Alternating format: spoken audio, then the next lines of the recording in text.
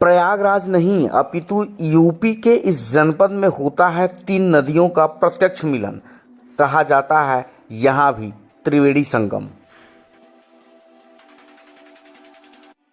बताते चले कि गुप्त काशी के नाम से भी पहचाना जाने वाला यूपी का सोनभद्र जनपद अपने कई प्राकृतिक कारणों से भी अलग पहचान रखता है।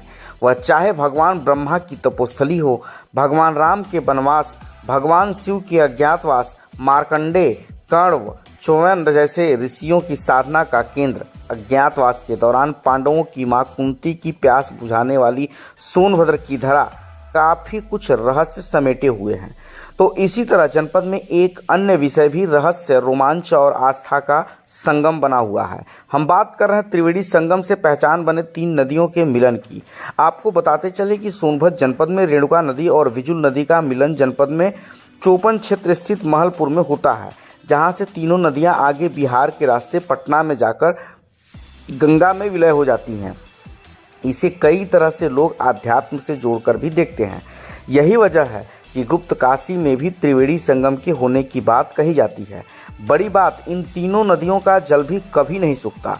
प्राकृतिक द्वारा प्रदत्त यह नदियां जब से वसुंधरा पर प्रभावित हो रही हैं, कभी भी इनके जल पूरी तरह से आज तक नहीं सूखे। तो इन नदियों के तटीय क्षेत्रों में आज भी कई बड़े धार्मिक आयोजन होते रहते हैं। वह चाहे छठ पूजन का उत्सव हो या फिर मकर संक्रांति पर स्नान करने का। और इन नदियों को भी माँ गंगा की तरह पूजा जाता है, जहां गंगा आरती के तर्ज पर भी कार्यक्रम आयोजित होते हैं। इतना ही नहीं, इन नदियों में कई स्थानों पर स्मशान घाट भी बने हैं, जहां लोगों का अंतिम संस्कार भी होता है। खासकर जहां से तीनों नदियों का मिलन हुआ है, चोपन में सोन पुल के नीचे इसका सबसे अधिक विस्तार स्वरूप है। वहीं संबंध में लोकल 18 से खास जानकारी देते हुए विषयों के जानकार रवि प्रकाश चौबे ने बताया कि सोन त्रिवेणी संगम का वर्णन रामचरितमानस में तुलसीदास जी ने भी किया है। इसके अतिरिक्त अग्नेय पुराण और काशी खंड में भी इसका जिक्र किया गया है। सोनभद्र को गुप्त काशी, आदि काशी, अनंत काशी के अतिरिक्त इस जनपद को सोनांचल और ऊर्जांचल इत्यादि नामों से भी जाना जाता है। यह जनपद मिर्जापुर, वाराणसी और प्रयागराज से सटा हुआ माना जाता है। विंध्याचल के तर्ज पर इस जनपद में भी विंध्य पर्वत के होने का उल्लेख मिलता है। आइए अब लेकर चलते हैं आपको रवि प्रकाश चौबे के पास और सुनाते हैं जानकारी देते हुए और क्या कुछ खास बताया इस संबंध में। नमस्कार। सोन त्रिवेणी संगम, जिसकी महिमा त्रिविध ताप त्रासक त्रिमुहानी, मिले महानद सोन सुहावन इत्यादि जो है रामचरितमानस में तुलसीदास जी ने भी वर्णित किया है। आप अग्नेय पुराण में भी आप देख सकते हैं, काशी खंड में भी देख सकते हैं।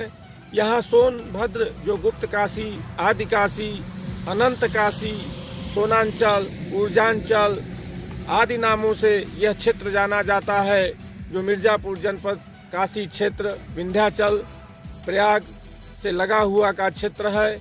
और यहाँ पर सोन नदी, रेण नदी और बिजुल नदी, तीनों नदियाँ एक साथ मिलती हैं। सोन दाहिने से आती है, बिजुल जो है बीच में है और रेणुका जो है बाएं है। तीनों नदियों का ऐसे संगम है, जहाँ पर शिलाएं भी आज के डेट में भी मौजूद हैं, जहाँ सप्तऋषि और आप कह सकते हैं 7 शिलाएं हैं।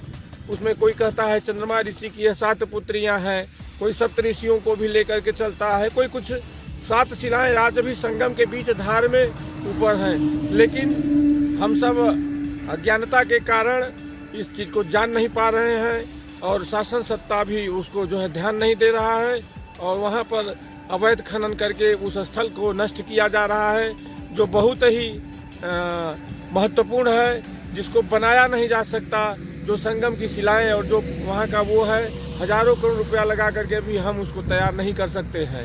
इसलिए आप सब, यह सोन त्रिवेणी संगम है, इसकी अपनी महिमा है। जय श्री राम।